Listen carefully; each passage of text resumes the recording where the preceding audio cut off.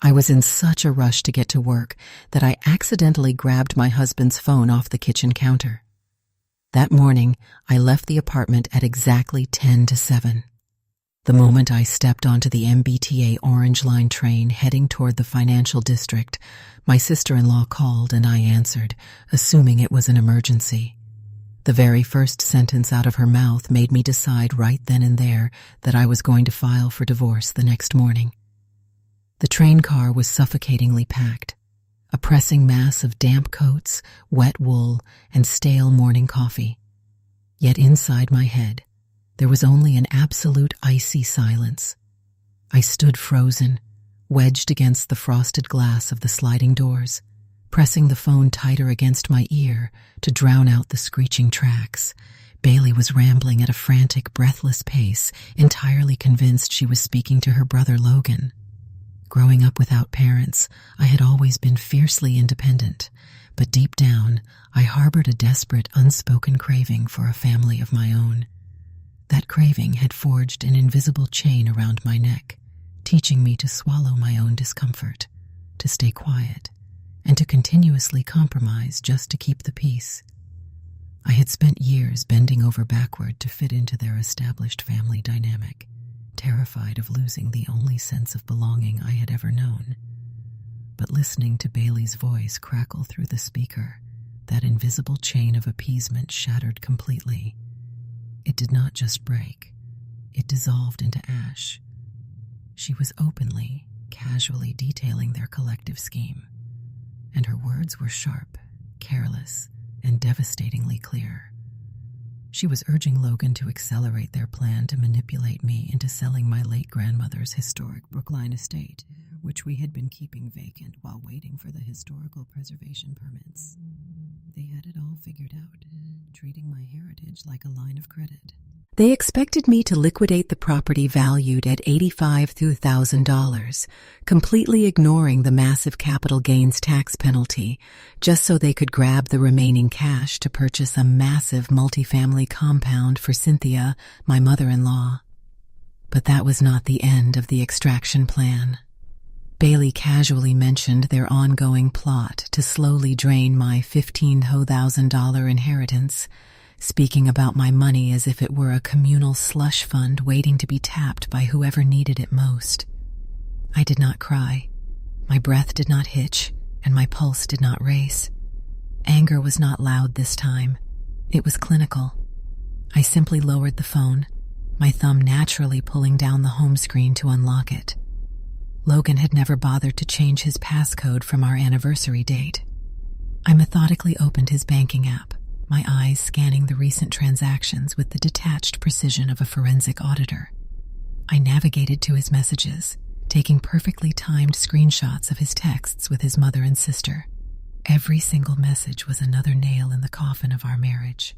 While the train screeched to a halt at State Station, my fingers flew across the screen. I attached every high-resolution screenshot to a new email and sent the entire devastating package directly to my secure work account. Once the sending progress bar completed, I held the power button down until the screen went completely black. I slipped the dead device into my trench coat pocket. I had been the silent investor in their version of a family, but today I was officially withdrawing my funding. I arrived at my marketing agency in the financial district, walked straight past my assistant without a word, and locked my office door behind me.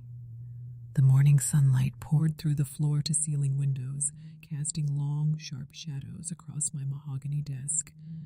I did not log into my daily tasks. I did not check my upcoming advertising campaigns or read my team's project briefs. I simply opened my laptop and pulled up 3 years of joint bank statements. I rubbed my eyes, attempting to summon a sliver of regret or sorrow, but there was only ruthless clarity. This was no longer a breakdown. It was a balance sheet. As I highlighted row after row of digital ledgers, a sickening truth began to crystallize on the screen. Over the years, Logan's family had masterfully executed the trap of cruel normalization.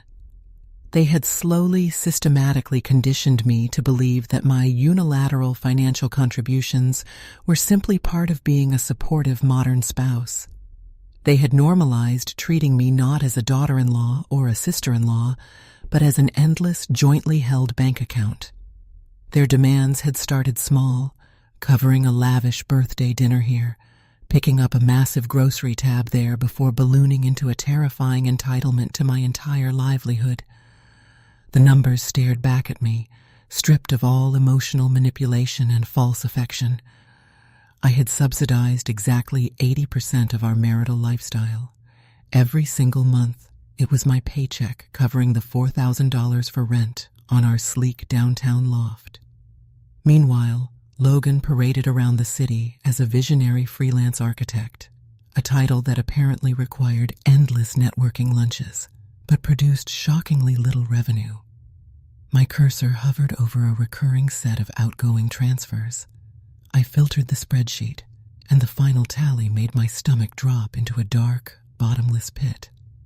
Logan had been systematically siphoning $9,000 over the past 2 years, draining our funds through maximum allowable Zelle transfers directly to his mother, Cynthia. He was not just hiding money. He was systematically siphoning our marital assets to fund Bailey's perpetually failing, hopelessly mismanaged boutique. Every time he had claimed business was slow, every time he had asked me to cover the utilities because a client was late on an invoice, he had been lying directly to my face. He was keeping his parasitic family afloat while I drowned in the financial weight of our marriage. I leaned back in my ergonomic leather chair, the hum of the city traffic muffled by the thick acoustic glass. I had poured my heart, my inheritance, and my daily grind into a man who viewed me as nothing more than a profitable subscription service. Now I realized it had been exactly that, a subscription with me footing the bill for a product that was defective from the very start. I exported the final spreadsheet, saving it securely onto an encrypted flash drive. Before I reveal the shocking confrontation that followed, I want to pause and ask, where are you listening from right now? And what time is it in your part of the world? Have you ever discovered a life-shattering betrayal just by looking at a screen? I would love to read your stories in our community. My office phone buzzed, slicing through the heavy analytical silence in the room. It was Morgan, my best friend. Her voice was unusually hushed, a tight whisper coming through the receiver. She happened to be working remotely from a local cafe a few blocks from Logan's favorite architectural firm, and she had just stumbled into a gold mine of intelligence. She told me to listen carefully and not to interrupt. She had just overheard Logan Bailey and Cynthia huddled around a corner table in a panicked, frantic emergency meeting. Logan had finally realized his phone was missing. He was pacing the cafe floor, terrified that I might see the notifications before he could retrieve the device. But Morgan relayed the most chilling part of the conversation. Instead of showing an ounce of remorse or guilt for the monstrous betrayal, Cynthia aggressively took command of the situation. Her voice carried across the quiet cafe laced with absolute disdain and supreme confidence. She instructed Logan to gaslight me the exact moment I walked through the door. She told him to convince me that I had simply misplaced the phone myself, that I was being paranoid, and that my demanding job was making me forgetful. More terrifyingly, Cynthia ordered him to fast-track a fake startup capital request immediately. She wanted him to sit me down tonight and ask me for $75,000 by the end of the week, insisting that if they secured the cash right now, it would not matter if I eventually got suspicious later. They were treating my life savings like a heist target, plotting their final smash and grab before the alarm could sound. Logan did not argue. He did not defend me. He just agreed, entirely confident that his obedient, compliant wife would eventually yield just as she always did. Seconds after I disconnected the call with Morgan, a notification pinged loudly on my synced work computer. It was an iMessage from Logan sent from his iPad. The text was sickeningly sweet, a masterful performance of artificial affection. He told me he was missing me terribly today, that he had carelessly lost his phone on a morning jog, and that he wanted to take me out to my favorite Italian spot tonight to discuss a massive, exciting new step for our future. I stared at the glowing blue text bubble, feeling the last remaining threads of my affection for him turn to ash. They were not shocked by what they had done. They were simply assuming I would keep playing along. His complete lack of remorse, his arrogant assumption that my compliance was a guaranteed resource, solidified my resolve. I did not reply. I closed the messaging application, powered down my laptop, and reached for my wool blazer. The time for gathering intelligence was over. It was time to initiate the legal strike. I left the agency and walked 3 brisk blocks through the financial district to a towering glass high-rise. I bypassed the standard reception desk and went straight to the corner office of Patricia, a fiercely reputed, ruthless corporate and divorce lawyer who had handled my agency's complex contracts for years. The heavy grounding scent of old legal books, fresh espresso, and polished mahogany immediately calmed my nerves. As I laid the encrypted flash drive and my printed spreadsheets onto her massive desk, my transition from a heartbroken victim to a cold, calculating tactician was entirely complete. Patricia listened to my summary without changing her expression, her sharp eyes scanning the documents. She quickly confirmed the initial good news.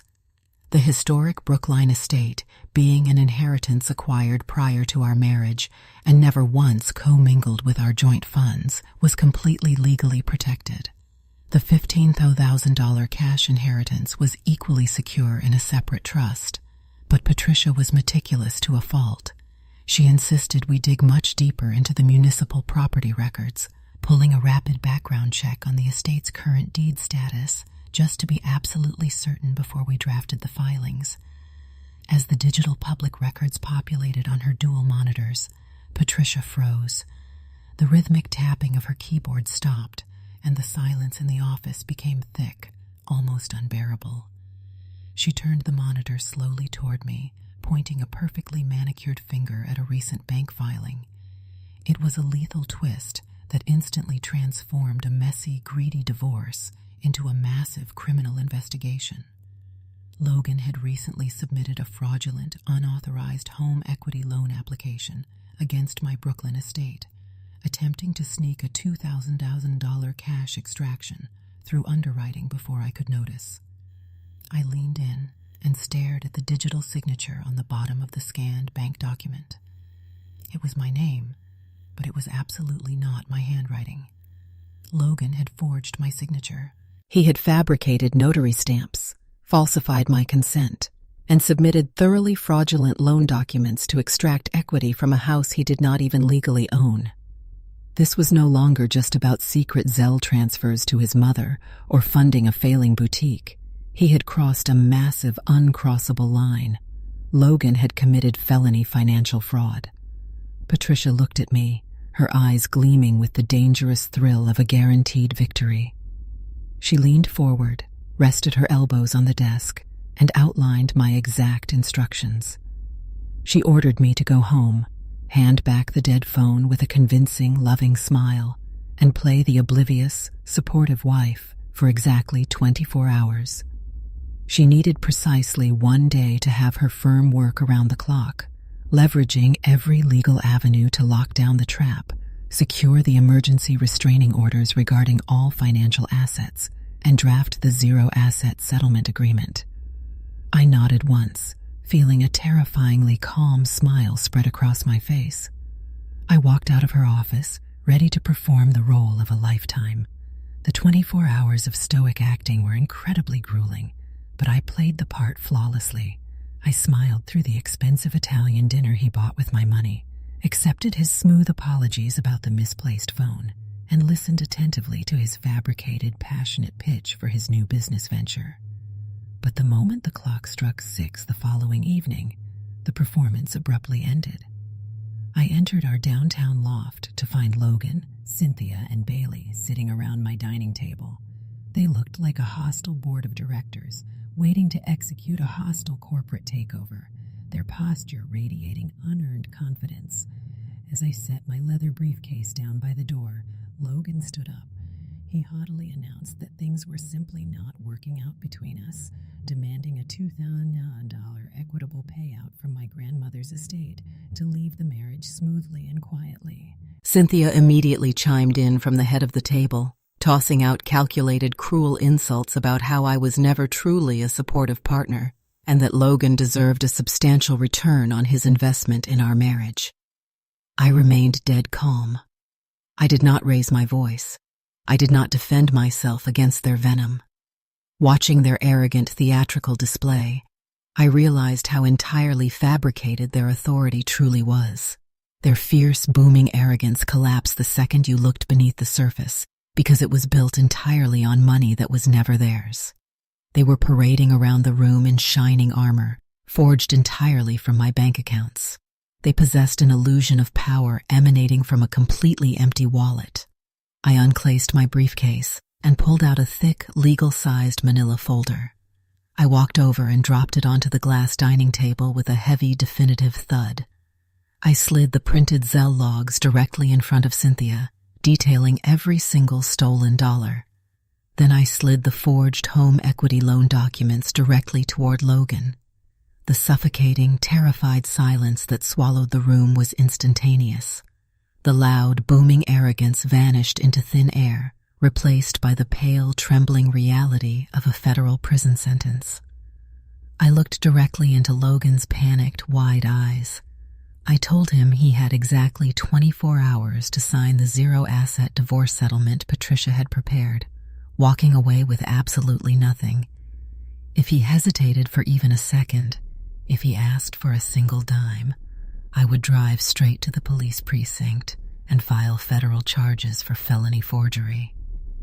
Stripped of all his leverage and staring down the barrel of serious prison time, Logan's knees literally buckled. He dropped to the hardwood floor, grasping at the hem of my coat, begging and stammering through pathetic tears.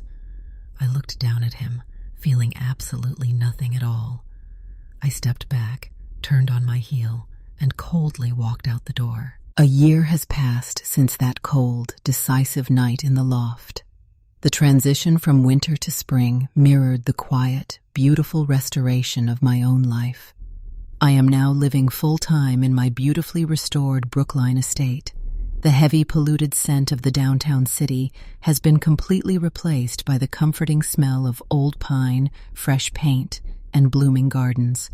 I was recently promoted to senior director at the marketing agency, stepping into a powerful role of leadership with a mental clarity I never possessed during the suffocating years of my marriage. Logan, absolutely terrified of the very real threat of a federal prison cell, signed every single document Patricia put in front of him without uttering a single word. He surrendered everything. He currently lives in a cramped studio apartment on the far outskirts of the city, drowning under the crushing, inescapable weight of Cynthia's mounting debts.